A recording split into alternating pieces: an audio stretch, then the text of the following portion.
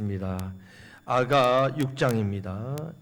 6장 1절에서 13절 구약성경 965면에 있습니다. 아가 6장 1절에서 13절 말씀을 제가 봉독하겠습니다. 여자들 가운데에서 어여쁜 자야, 내 사랑하는 자가 어디로 갔는가? 내 사랑하는 자가 어디로 돌아갔는가? 우리가 너와 함께 찾으리라. 내 사랑하는 자가 자기 동산으로 내려가 향기로운 꽃밭에 이르러서 동산 가운데에서 양떼를 먹이며 백합화를 꺾는구나. 나는 내 사랑하는 자에게 속하였고 내 사랑하는 자는 내게 속하였으며 그가 백합화 가운데에서 그 양떼를 먹이는도다. 내 사랑아, 너는 디르사 같이 어여쁘고 예루살렘 같이 곱고 깃발을 세운 군대같이 당당하구나. 내 눈이 나를 놀라게 하니 돌이켜 나를 보지 말라. 내 머리털은 길앗 상기슭에 누운 염소떼 같고 내 이는 목욕하고 나온 암양떼 같으니 상태를 가졌으며 새끼 없는 것은 하나도 없구나. 너울 속에 내 뺨은 석류 한쪽 같구나. 왕비가 60명이며 후궁이 80명이요 시녀가 무수하되 내 비둘기 내 완전한 자는 하나뿐이로구나. 그는 그의 어머니의 외딸이요 그 낳은 자가 귀중하게 여기는 자로구나. 여자들이 그를 보고 복된 자라 하고 왕비와 후궁들도 그를 칭찬하는구나. 아침빛같이 뚜렷하고 달같이 아름답고 해같이 맑고 깃발을 세운 군대같이 당당한 여자가 누구인가? 골짜기에 푸른 초목을 보려고 포도나무가 순이 났는가? 석류나무가 꽃이 피었는가? 알려고 내가 호도동산으로 내려갔을 때에 부지 중에 내 마음이 나를 내 귀한 백성의 수레 가운데 이르게 하였구나. 돌아오고 돌아오라 술람이 여자야, 돌아오고 돌아오라 우리가 너를 보게 하라. 너희가 어찌하여 마하나임에서 춤추는 것을 보는 것처럼 술람이 여자를 보려느냐. 아멘. 아가 말씀은 단순한 사랑 노래가 아니라고 했습니다. 솔로몬과 술람의 사랑을 통해서 예수님과 성도 사이에, 교회 사이에 사랑의 교제와 친밀함을 보여주는 말씀입니다. 2장에서 주님과 성도 간의 사랑의 교제가 더 깊어져서 친밀한 관계가 되고 이 친밀함을 통해서 일어나서 함께 가자 그렇게 하십니다. 3장은 이 부르심을 거절하다가 주님을 잃어버린 것 같은 상태, 얼마나 그 상태가 공허하겠습니까? 다시 주님을 찾고 만나고 사명의 자리로 나아갈 때에 주님은 다시 만나 주실 뿐만 아니라 왕의 영광과 신부의 존귀함으로 세우시고 혼인잔치로 인도하셨습니다. 자, 4장 말씀은 혼인한 신부를 신랑이 칭찬하고 기뻐하는 내용이 나옵니다. 5장에서는 이 술람이 여인이 사랑하는 신랑을 잃어버렸습니다. 잃어버리자마자 찾으러 밤길을 헤매다가 순찰자들에게 맞습니다. 겉옷까지 빼앗기는 수치를 당합니다. 그런 고난과 수치 속에서도 술람이는 신랑에 대한 사랑을 포기하지 않았습니다. 상처를 입어서도 사랑을 놓지 않았고 수치를 당해서도 신랑을 향해서 등을 돌리지 않았습니다. 오히려 그를 보면 내가 사랑에 병들었습니다 좀 전해달라고 이야기합니다. 참 사랑은 상처를 이유로 뒤돌아서는 사랑이 아닙니다. 참 사랑은 낙심 속에서도 계속 찾는 사랑입니다. 원망으로 식는 사랑이 아니라 더 깊어지는 사랑입니다. 자, 그 사랑의 자리에서 6장 말씀이 오늘 열렸습니다. 술람의 자랑이 다른 사람들을 깨우고 신랑의 칭찬이 술람이를 이끌었고 술람이의 순종이 높임을 받는 자리까지 나아가게 합니다. 자, 오늘 말씀에서 이 세 가지 은혜를 붙드시기를 축복합니다. 첫 번째는 자랑이 공동체를 깨웁니다. 두 번째는 칭찬이 그 사람을 이끕니다. 세 번째는 순종이 그 사람을 높입니다. 자, 이 세 가지를 살피겠습니다. 자, 첫 번째, 자랑이 공동체를 깨웁니다. 1절 말씀을 다 같이 읽겠습니다. 여자들 가운데에서 어여쁜 자야, 내 사랑한 자가 어디로 갔는가? 내 사랑하는 자가 어디로 돌아갔는가? 우리가 너와 함께 찾으리라. 아멘. 자, 이 말은 예루살렘의 여자들의 말입니다. 이 여자들은 솔로몬 곁에 있습니다. 곁에 있지만 아직도 솔로몬을 인격적으로 체험하지 못한 여자들입니다. 영적으로 교회를 다닙니다. 주님의 교회는 다니지만 인격적으로 주님을 체험하지 못하고 성령님을 깊이 있게 경험하지 못한 종교인들을 말합니다. 술라미는 5장에서 사랑하는 신랑을 머리부터 발끝까지 세밀하게 했습니다. 지난주 이 부분을 말씀 보았죠. 머리, 눈, 뺨, 입술, 손, 몸, 다리, 발까지 하나하나 묘사했습니다. 이 자랑은 정보, 알고 있는 책에서 읽은 지식이 아니라 이 자랑은 남에게 들은 것도 아니라 자기가 직접 경험한 사랑의 고백입니다. 인격적으로 만나본 사람만이 할 수 있는 표현입니다. 이 자랑을 들은 예루살렘 여인들이 반응이 달라졌습니다. 5장의 9절에 보면 내 사랑하는 자가 다른 사람들의 사랑하는 자보다 뭐가 그렇게 낫길래 그렇게 호들갑을 떨어? 이렇게 반응을 했죠. 내가 사랑하는 사람이나 다른 사람이 사랑하는 사람이랑 무슨 차이가 있어? 왜 꼭 예수님만 고집해? 왜 예수님만 구원자라고 믿어? 다른 좋은 종교들도 많은데. 이렇게 했단 말입니다. 그런 반응을 하는 사람이 잠시 뒤에는 내 사랑하는 자가 어디 갔는가? 우리가 너와 함께 찾으리라. 완전히 달라졌습니다. 어제까지는 너의 사랑하는 자 이렇게 였는데 오늘은 나도 주님을 만나고 싶어요. 나도 우리도 이런 표현을 씁니다. 바뀌었다는 말이에요.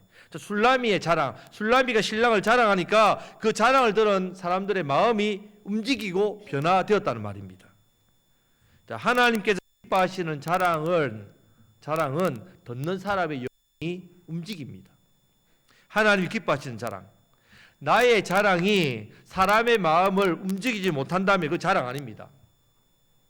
성도 여러분, 정말 만난 사람은 다릅니다. 예수님을 만난 사람은 다릅니다. 예수님을 경험한 사람의 말은 힘이 있습니다. 머리로 아는 사람의 말은 그냥 설명으로 끝납니다. 설명을 잘 들었습니다. 심령으로 예수님 만난 사람은 다른 영혼을 흔듭니다. 다른 사람의 영혼을.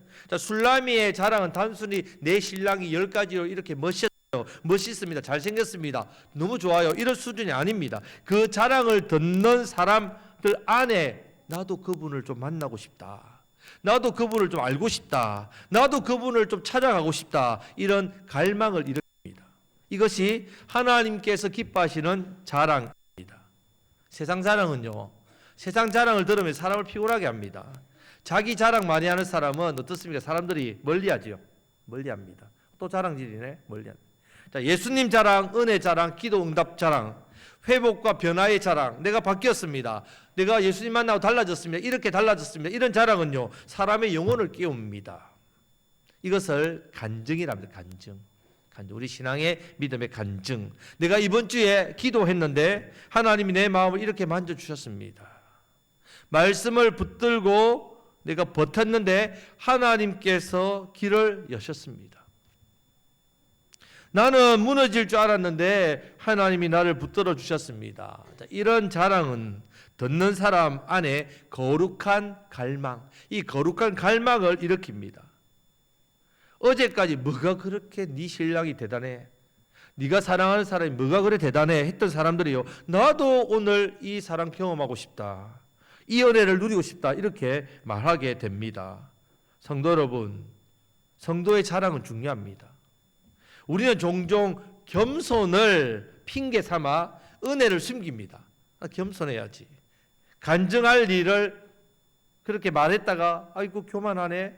이런 교만하다는 소리를 들을까 봐 내가 만난 주님을, 내가 누린 은혜를 침묵하고 묻어버릴 때가 있습니다.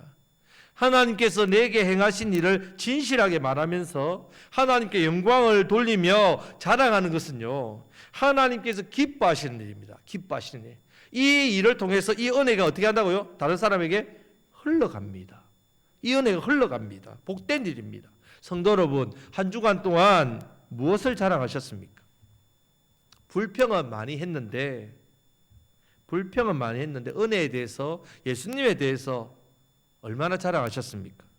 내 문제는요, 아주 길게 이야기합니다. 내 문제는, 내 삶의 어려움을 계속 길게 이야기했지만 하나님께서 내게 하신 일은 너무 짧게 이야기하고 있지 않습니까?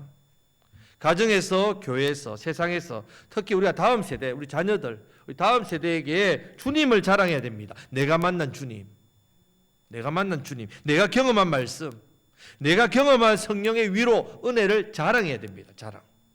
그 자랑이 공동체를 깨웁니다. 자랑이 깨웁니다. 공동체를 깨웁니다. 그 자랑이 차갑고 굳은 마음을 뜨겁게, 부드럽게 갈망으로 바꿔줍니다. 그 자랑이 내 주님을 우리도 찾고 싶은 마음을 갖게 만든단 말이에요. 이 자랑을 들은 사람들은 나도 그 주님을 만나고 싶어요. 이런 마음을 바꿔놓습니다. 성도 여러분, 은혜의 자랑을 멈추지 마시기를 바랍니다. 교만한 거 아닙니다. 하나님을 경험한 사람의 자랑은요, 한 사람을 깨웁니다. 내 주변의 한 사람, 내가 속해 있는 공동체를 흔들고 함께 있는 사람들의 마음을 일으킵니다.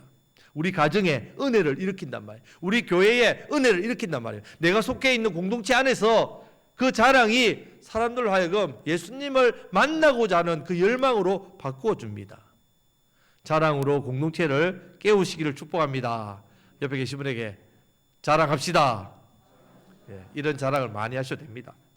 자, 두 번째, 칭찬은 그 사람을 이끕니다. 칭찬. 칭찬은 고래도 춤추게 한다는 책이 있죠. 자, 신랑의 칭찬을 들은 뒤에 멈추지 않고 점점 더 깊은 믿음의 자리로 이 술라미가 나아갑니다.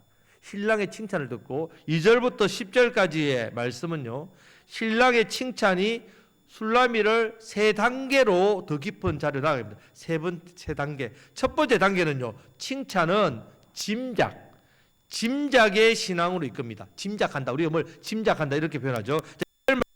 겠습니다. 내 사랑하는 자가 자기 동산으로 내려가 향기로운 꽃밭에 이르러서 동산 가운데에서 양떼를 먹이며 백합화를 꺾는도다. 아멘. 자, 술라미는 지금 신랑의 위치를 정확하게 아는 게 아닙니다. 신랑이 어디에 있는지 몰라요. 분명히 저기 있다라고 생각하고 본 것도 아닙니다. 어디 있는지 정확히 보지 못했지만 평소 아는 신랑의 성품, 그분이 분명 무슨 일을 하고 있을 거라는 걸 아는 거죠. 양떼를 돌보고 꽃밭 곁에 계실 거라는 것을 짐작하여서 나갑니다. 자, 칭찬 들은 사람은요, 자신을 바라보는 상대의 사랑과 믿음을 통해서 나를 바라보는 사랑과 믿음, 나를 바라보는 그 사랑과 믿음을 통해서 다시 일어날 힘을 얻습니다. 우리 가족을 여러분들이 믿어보십시오. 우리 가족을 격려하고 사랑해 보십시오. 그러면 힘을 얻죠. 신랑의 칭찬을 들은 이 술라미는요, 정죄와 두려움에 빠지지 않고 거기에 머물지 않고 여전히 주님이 나를 사랑하시는군요. 이 사랑에 대한 확신 속에서 다시 신랑을 찾아가게 만듭니다. 칭찬은 사람을 주저앉게 하지 않고 믿음으로 다시 움직이게 합니다. 칭찬은 보이지 않는 순간에도 주님의 성품을 내가 따라가도록 만들어줍니다. 이것이 믿음에서 중요한 부분입니다. 짐작의 신앙. 우리는 하나님이 내 삶 속에서 어디서 어떻게 함께 하시지? 나를 위해서 무슨 일을 하시지? 이것을 여러분 분명히 아는 게 중요합니다. 중요한데 어떤 때는 주님의 임재가 너무 분명하게 내 삶 가운데 보이는데 어떤 때는 너무 조용합니다. 기도를 해도 너무 조용합니다. 기도를 해도 대답이 늦습니다. 상황은 더 답답합니다. 마음은 더 메마릅니다. 아니, 주님 나와 함께 하시는 게 맞습니까? 내 기도를 들으시는 게 맞습니까? 내가 정말 주님 사랑받는 게 맞습니까? 그럴 때에 어떤 믿음으로 나가야 된다고요? 짐작의 신앙, 짐작. 어떤 것을 짐작해야 됩니까? 이미 알고 있는 주님의 성품을 믿고 나가야 된단 말입니다. 주님은 선하신 분이에요. 주님은 자기 양을 절대로 버리지 않습니다. 여러분들을 절대로 버리지 않습니다. 어떤 모습이 되더라도. 왜? 우리가 죄인이었을 때 우리를 사랑하셨기 때문에. 상한 갈대를 꺾지 않습니다. 내가 상했으니까 별 볼 일 없으니까 나를 꺾어버리네. 그렇지 않습니다. 주님은 길 잃은 양을 언제나 찾으십니다. 주님은 오늘도 교회 가운데 자기 양을 먹이시는 분이란 말이에요. 주님 보이지 않을 때도, 주님이 느껴지지 않을 때도 주님의 성품을 짐작하십시오. 분명합니다. 주님의 성품을 따라 주님 계실 자리로 가야 합니다. 여러분 삶이 흔들릴 때 예배 자리에 나오셔야 돼요. 삶이 흔들릴 때 짐작의 신앙으로 나오셔야 된다. 이 자리에 나와야 주님이 만나 주시는 것. 마음이 메마를 때에도 말씀의 자리로 와야 됩니다. 말씀이 읽혀지지 않아도 말씀을 보아야 합니다. 기도의 자리 답답해도 나와야 됩니다. 짐작의 신앙이란 말이에요. 주님은 여전히 지금도 자기의 양떼를 먹이고 계십니다. 주님은 여전히 저와 여러분들을 절대로 버리지 않고 사랑하십니다. 주님이 내 눈에 보이지 않는다고 해서 안 계신 게 아닙니다. 주님이 내 눈에 보이지 않는다고 해서 우리 가운데 함께하지 않는 게 아닙니다. 내 감정이 차갑다고 내 마음이 답답하다고 해서 주님이 나를 향한 사랑과 마음이 식은 것이 아닙니다. 내가 식었지. 주님은 여전히 자기 동산에서 자기 양떼 가운데 자기 백성을 돌보고 계십니다. 믿음은 눈에 보이는 것을 보고 따라가는 게 아닙니다, 여러분. 눈에 이것이 보이니까 따라간다. 믿음 아니죠. 이미 알고 경험한 주님을 바라보며 따라가는 겁니다. 믿음은 바라는 것이 실제로 일어난 것처럼 짐작하고 따라가는 겁니다. 자, 짐작의 신앙을 분명히 하시기를 축복합니다. 아멘. 자, 칭찬은 두 번째 단계, 더 다음 단계. 자, 짐작한 신앙에서 한 단계 업그레이드 됩니다. 짐작은 신앙 고백으로 이끕니다. 신앙 고백. 자, 신앙 고백이 주님의 마음을 사로잡는 한마디예요. 우리의 신앙 고백을 주님이 기뻐하십니다. 자, 3절 말씀을 다 같이 읽겠습니다. 나는 내 사랑하는 자에게 속하였고 내 사랑하는 자는 내게 속하였으며 그가 백합밭 가운데에서 그 양떼를 먹이는도다. 아멘. 칭찬을 들은 술라미는 나는 내 사랑하는 자에게 속했습니다. 내 사랑하는 자는 내게 속했습니다. 그래 고백합니다. 이 고백은 단순한 감정 표현 아닙니다. 사랑해요 이런 표현 아닙니다. 관계의 선언입니다. 소속의 고백입니다. 내가 어디에 소속되어 있다. 언약의 고백입니다. 나와 어떤 약속으로 언약으로 맺어져 있느냐. 나는 주님의 것입니다. 주님은 나의 주님입니다. 이 고백입니다. 신앙의 깊이는요, 얼마나 내가 많이 아느냐보다 내가 누구에게 속해 있느냐 이것으로 드러납니다. 우리는 내가 자꾸 무엇을 해야 된다고 생각합니다. 내가 무엇을 할까? 이것부터 먼저 생각합니다. 어떻게 해야 하나님 기뻐하실까? 무엇을 더 해야 내가 인정받을까? 물론 헌신도 필요하고요, 충성도 필요합니다. 그보다 먼저 있어야 할 것은 소속의 고백입니다. 소속. 주님, 저는 누구의 것이라고요? 주님의 것입니다. 이 소속의 고백을 기뻐하신다. 이 고백이 신앙의 중심이 된단 말이에요. 세상은요, 성취로 그 사람이 어떠다 정체성을 만들죠. 성취. 믿음은 성취로 만드는 게 아닙니다. 소속으로 만듭니다. 소속. 내가 누구에게 소속되어 있느냐. 나는 성공해서 가치 있는 존재가 아닙니다. 잘나서 존귀한 자가 되는 게 아닙니다. 나는 주님께 속한 자이기 때문에 존귀한 자입니다. 내가 어디에 속해 있는가가 중요하다. 주님께 속해 있기 때문에 존귀한 존재입니다. 이 고백이 흔들리면 내 삶이 쉽게 무너지고 신앙이 무너집니다. 환경에 흔들립니다. 나는 사람의 평가로 낮아지고 내 마음도 내려앉지요. 그런데 나는 주님의 것이라는 이 고백이요, 분명하면 그런 말에 흔들리지 않습니다. 환경이나 사람에게 무너지지 않습니다. 이번 주에 이 고백을 자주 입술에 올리시길 축복합니다. 나는 누구의 것이라고요? 주님의 것입니다. 주님, 제 인생은 누구 손에 달려있다고요? 주님께 달려있습니다. 나는 주님의 사람입니다. 주님은 나의 주님입니다. 이 고백이요, 당장 내 삶의 상황을 바꾸지 않습니다. 않을 수 있지만 내 중심은 강건해진다. 이 고백이 주님의 마음을 기쁘게 합니다. 내가 누구에게 속해 있는지를 분명히 여러분들이 붙드셔야 됩니다. 여러분들 속해 있는 소속이 세상 것 때문에 계속 흔들립니다. 마음이 사람들의 평가와 사람들의 말, 보이는 것에 흔들린단 말이에요. 거기에 무너지면 안 됩니다. 나는 누구의 것이라고요? 주님의 것입니다. 주님은 나의 주님입니다. 이 고백으로 중심 잡으시기를 축복합니다. 자, 이제 세 번째 단계로 나아갑니다. 칭찬은 예언적 칭찬의 자리로 이끕니다. 예언. 자, 예언적 칭찬이라는 말은요, 현재를 보고 말하는 게 아닙니다. 지금 현재 내 상태, 이것으로 보고 말하는 게 아니라 하나님 안에서 내가 어떤 존재로 어떤 데까지 자라가고 나아갈 것인가, 이것을 미리 바라보고 믿음으로 선포해 주는 겁니다. 그렇게 칭찬하시는 거예요, 주님이. 자, 4절부터 10절 말씀에서 술라미가 신앙 고백을 하니까 신랑은 술라미에 향해서 놀라운 칭찬을 쏟아냅니다. 자, 4절 말씀을 다 같이 읽겠습니다. 내 사랑아, 너는 디르사같이 어여쁘고 예루살렘같이 곱고 깃발을 세운 군대같이 당당하구나. 아멘.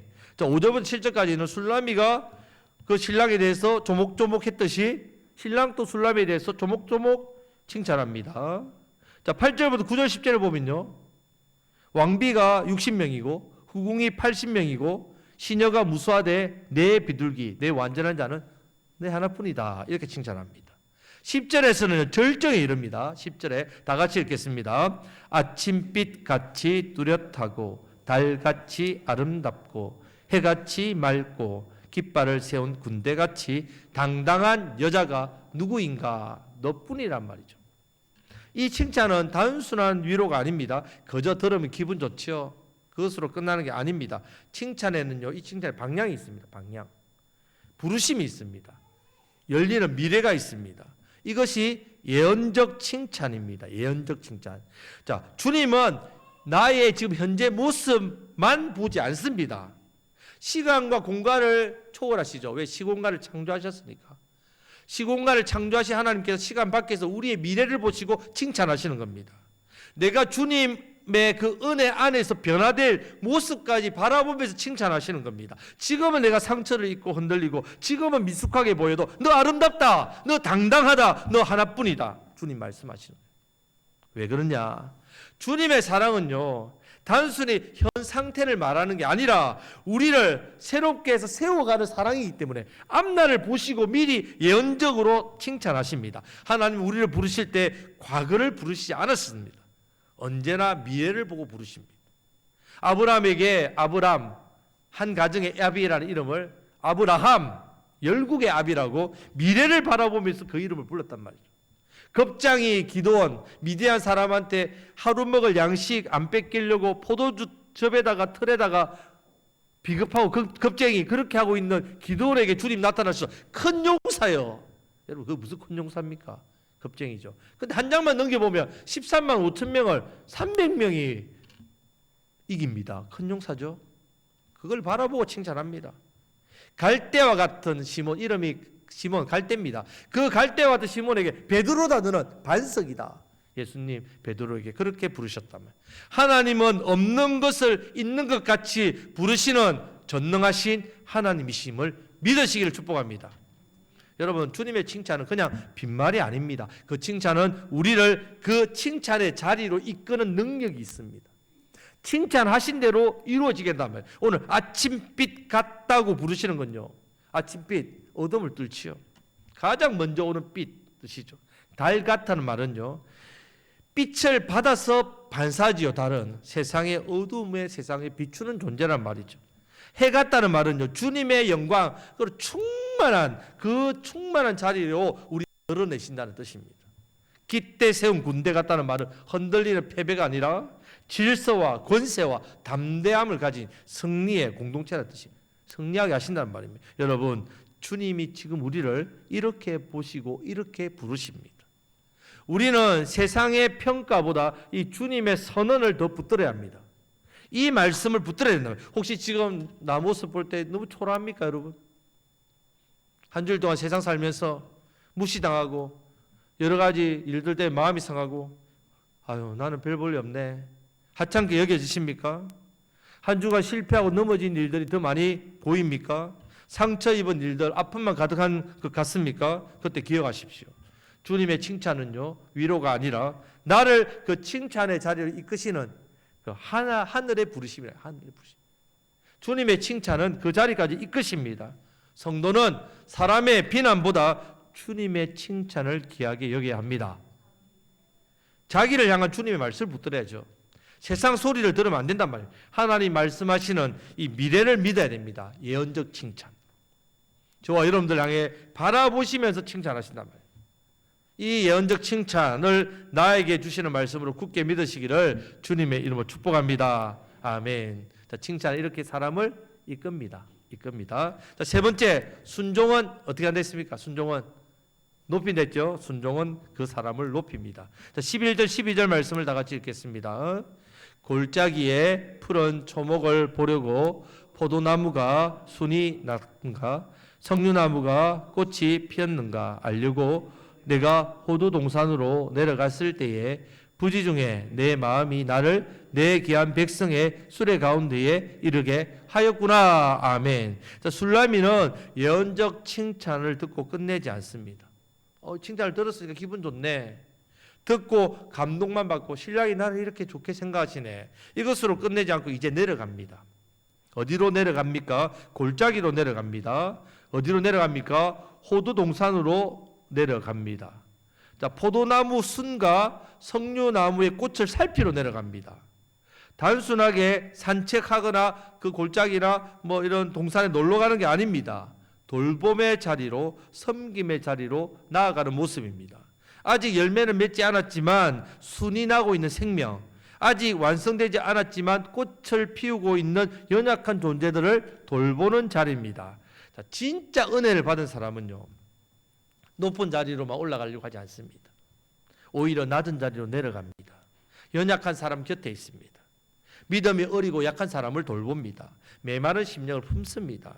술라미는 자기 자신을 인정받고 증명하기 위해서 그곳으로 내려간 게 아닙니다. 자기를 나는 신랑에게 사랑받는 신부다, 왕후다, 이것을 자기를 높이려고 간 게 아닙니다. 주님이 하시던 일을 함께하기 위해서 내려갑니다. 신랑은 이미 2절에서 양떼를 먹이고 있습니다. 이 양떼를 향해 가는 것이기 때문에 술라미의 섬김은 자기 사역이 아니죠. 주님이 하시는 일, 먼저 하시는 일에 나는 동참하는 일입니다. 동참하는 일. 이것이 순종의 본질이란 말이에요. 자, 순종은요, 내가 대단한 일을 시작해서 이루는 게 아닙니다. 순종은 주님이 하시는 일에 나를 얻는 거예요. 나를 얻는 겁니다. 주님이 하시는 일에 그냥 따라가는 겁니다. 주님이 돌보시는 사람을 함께 돌봅니다. 주님이 사랑하시는 영혼을 함께 품습니다. 이 일의 순종입니다. 순종. 우리의 순종은 뭔가 한다, 이것이 아니라 순종의 앞에 전제 조건이 뭐라고요? 주님이 하시는 일에 동참이 순종입니다. 주신 말씀, 이 말씀대로 사는 삶, 이미 누가 사셨다고요? 주님이 이 말씀대로 행하셨기 때문에 우리도 따라 행하는 일입니다. 이 순종과 돌봄, 섬김에는 놀라운 일이 있습니다. 자, 12절 말씀에서 부지중이라는 말이 나옵니다. 부지중, 나도 모르는 사이에 그 마음이 귀한 백성의 수레 가운데 이르렀다, 이렇게 말씀합니다. 이 말씀은 술라미가 내가 인정받기 위해서, 높아지기 위해서 일하지 않았는데 부지중에 높아졌다는 말입니다. 인정받으려고 움직이는 게 아닌데 귀한 자리에 세워졌다는 말입니다. 사람 앞에 나를 드러내기 위해서 한 것 아닌데 하나님이 높이셨다는 말씀입니다. 이것이 하나님 나라의 원리입니다. 하나님의 원리.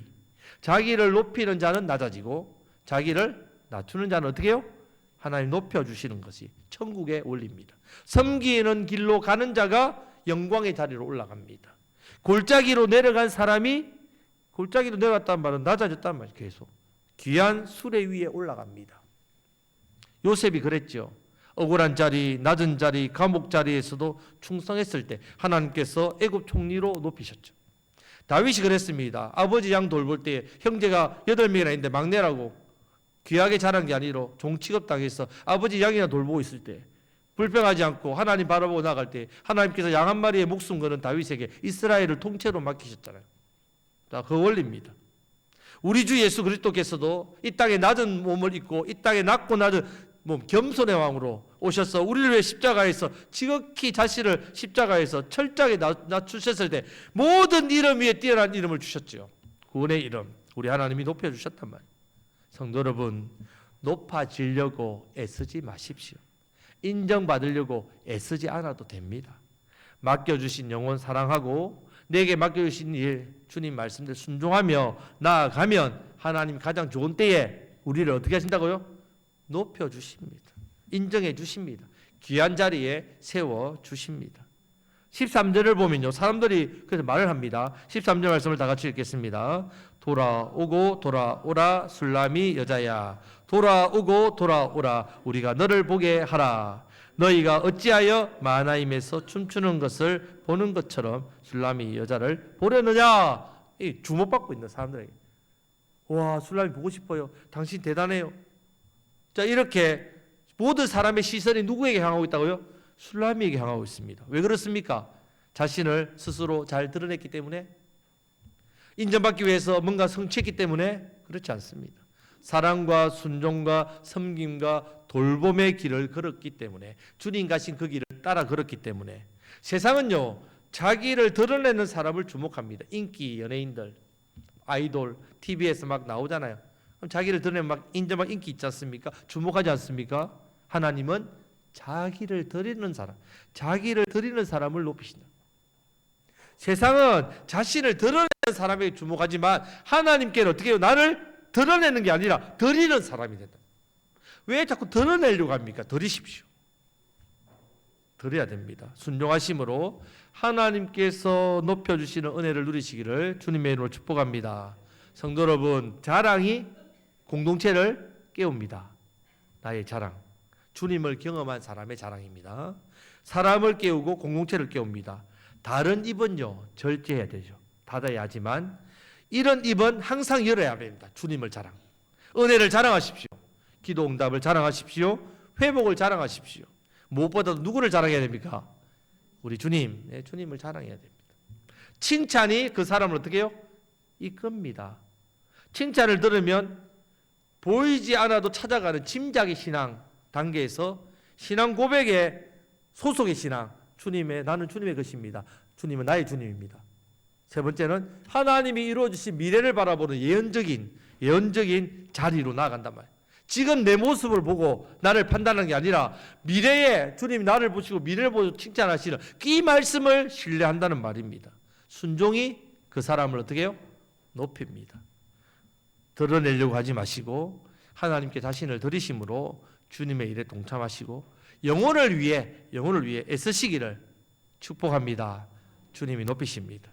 하나님은 자랑하는 자를 통해 공동체를 깨우시고 칭찬을 통해 이 사람을 이끄시고 순종하는 자를 결국 높이십니다. 자, 주님을 자랑하시기를 축복합니다. 주님의 칭찬으로 나는 주님의 것입니다 고백하시고 믿음의 자리로 나가시기를 축복합니다. 순종, 섬김, 돌봄, 사랑, 주님의 일에 그것이 순종입니다. 그 일을 감당할 때 우리 다 주님께서 높여주시는 그 주님이 존귀하게 세우시는 그 자리에서 만납시다. 그 자리에서 함께 만나시기를 축복합니다. 이 은혜가 저와 여러분에게 임하시기를 주님의 이름으로 축복합니다. 말씀에 순종해서 영혼을 돌보시고 주님이 가장 기뻐하시는 사명을 잘 감당하시는 저와 여러분들이 되시기를 주님의 이름으로 축복합니다. 아멘. 우리가 말씀을 생각하시면서 찬송가 449장 예수 따라가며 복음 순종할 때 우리 행할 길 행하며 우리 주님이 우리를 지키시고 우리를 높이십니다. 449장 찬양 드리겠습니다.